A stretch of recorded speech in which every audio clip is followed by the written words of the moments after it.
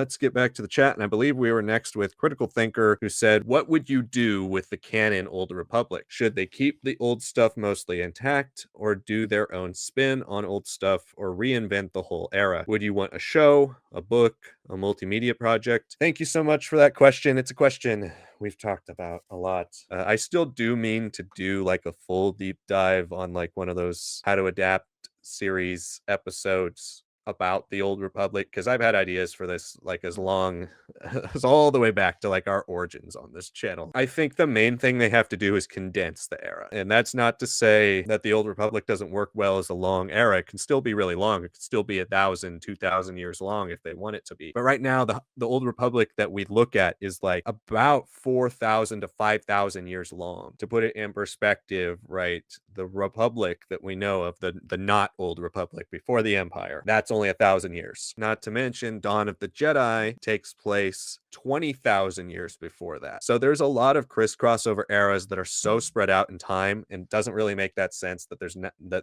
in a highly advanced society we don't have advanced technology, advanced storylines, advanced timelines for so long, and then one of our most advanced periods is only 1,000 years long. I would condense it, and I would take personally the heavy hitters out of the legend stuff. I would take your Malik, I would take your Revan, I would take your Bastila, I would take your Sotil, I would take Malgus, I would even take the Sith Emperor and do them in a little bit more grounded way. I would take those big characters and I would restructure a story to make them all a little bit more tightly knit together.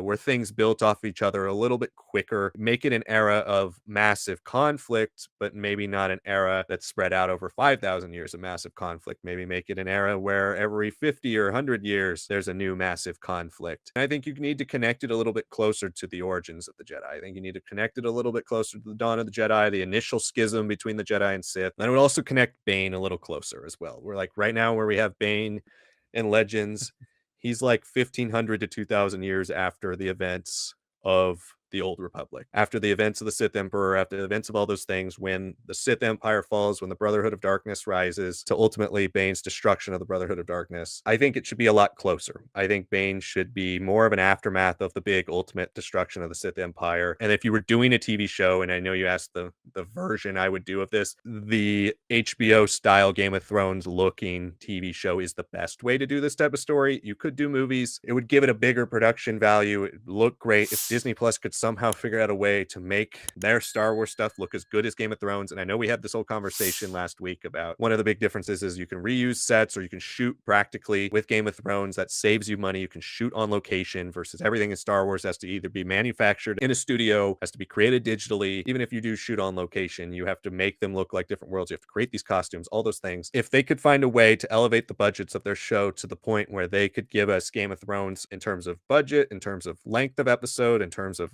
character development, writing, all of that, anything HBO style, I think the show would be the best version. I want it to be multimedia no matter what, but I think the show should be the centerpiece. And I think by condensing the eras, then you could build show after show into each other to where you start at point A, you do Mandalorian Wars, you do Revan, you do those characters, and you take it all the way to point D and end it with Bane. As long as you keep the core of who each character is, as long as you keep the core of the story and you do it in a way that embrace the elements that make these characters who they are. In some ways, I come from it in a bit of a different angle too, because you could say the Old Republic is in some ways beloved at later Legends establishment, but I don't really remember a lot of like love for like the Revanchists, the two spirits of Revan. It went off the rails. I know people like Knights of the Eternal Empire because it's like, oh, this is like a totally new aesthetic and all that, and like everyone loved cinematics with it. It's just not it for me. I'm just like, it's just so vastly gone into a different direction that I wouldn't want anything really of the Old Republic. Is where what I think about KOTOR 1 and 2 not exactly being cinematic, but like Liam said, it has to be condensed. It's a question of how archaic are they gonna go versus how much is it gonna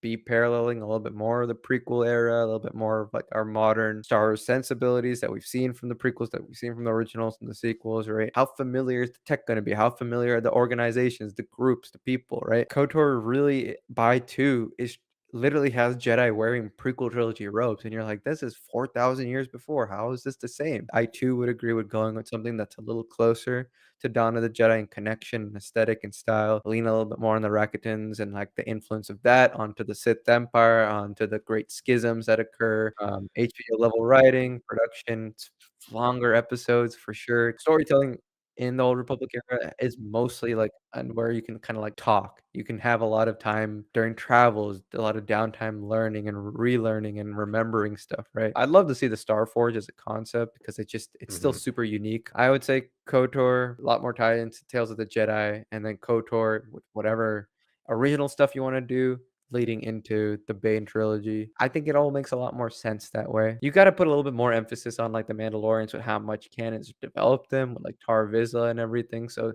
Yeah. this is a great chance to, like, flesh out the variety, kind of canonize a lot of stuff that, would make sense in, like, open season, make sense also with the Clone Wars, right? There's a great way to just have multiple different tribes, multiple different things coming, going.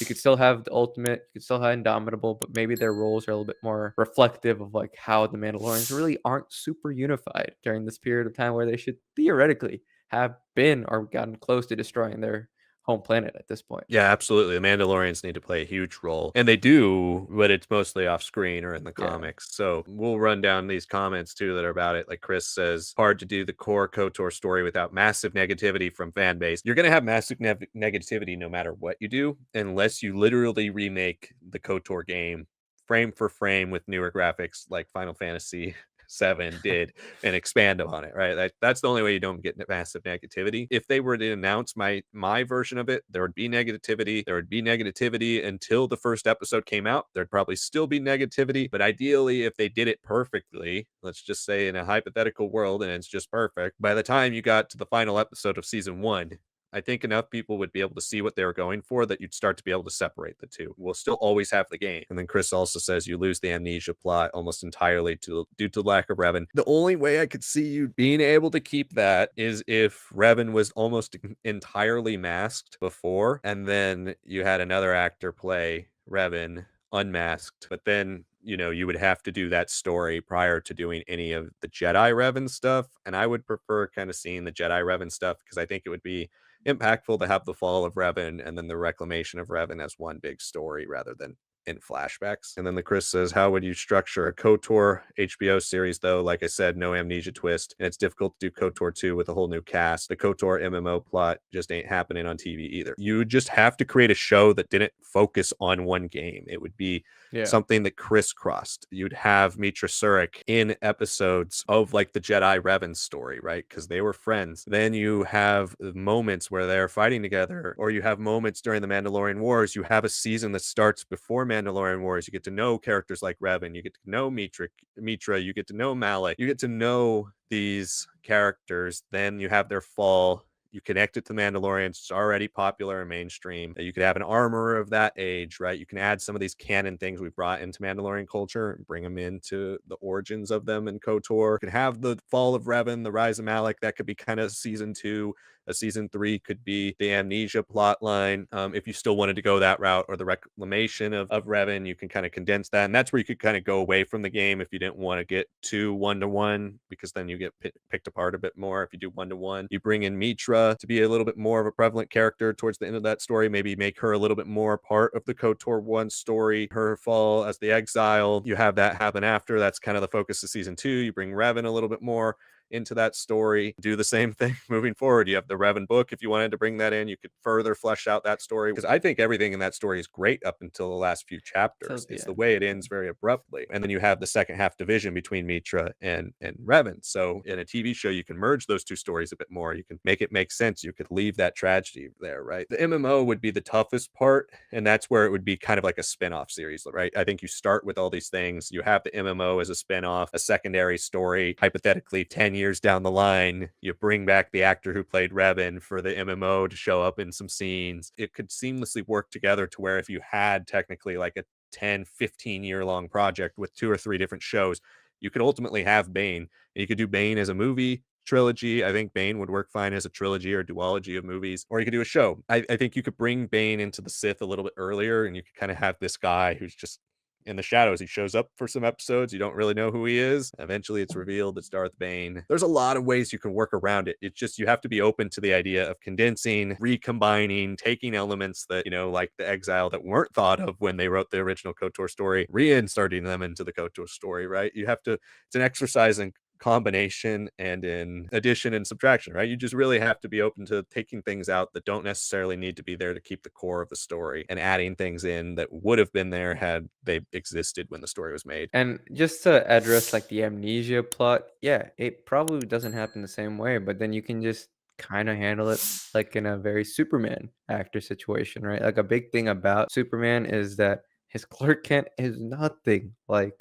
the very positive, very jubilant, like, just the symbol in the sky, right? Versus Clark Kent bumbling around. I'd say you have to go the same way with Revan, right? Whatever we do see, keep it fairly minimal. I still do like how comics would kind of hide his face a little bit under his cloak and all that. I think one thing that people kind of forget is that when you play the game, everyone's like got like really suspicious about you, right? You just gotta lean into the fact that it should be like a totally different person. Like you're portraying another character until Malik is like, oh, you're Revan and all this and that, right? And then you shove them together, who he was before and who he is now. And that's what helps him keep that balance instead of falling to the same, victimhood that he has from going into a war for being headstrong and all that. Like Liam said, we're gonna have all these crisscrossing about all the different timelines, different stories.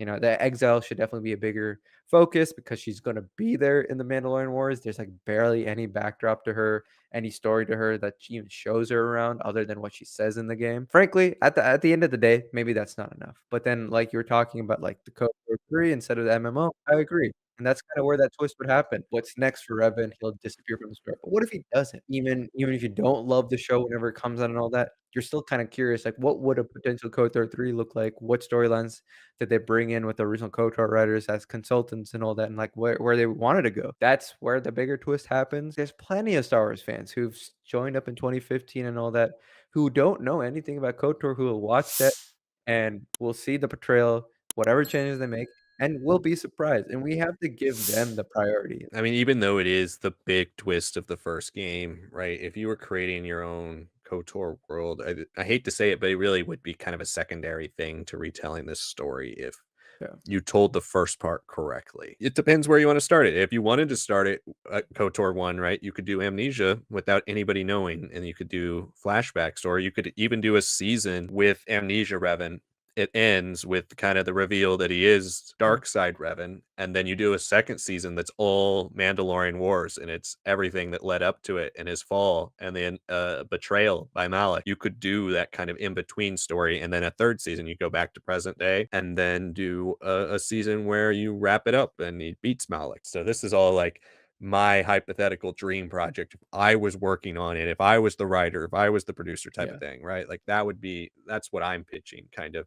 If Lucasfilm, you're listening, I'm available. Hello there, Star Wars Lads fans. Thank you so much for watching this video. This was actually a clip from one of our live streams and Q&As. So if you'd like to join us every single Tuesday around 7:30 p.m. Pacific time, make sure you join us. It'll allow you to ask a question that might be turned into a video. Hopefully you join us. Thank you so much for watching. Make sure you like the video, subscribe to the channel, and comment below all of your thoughts on this clip.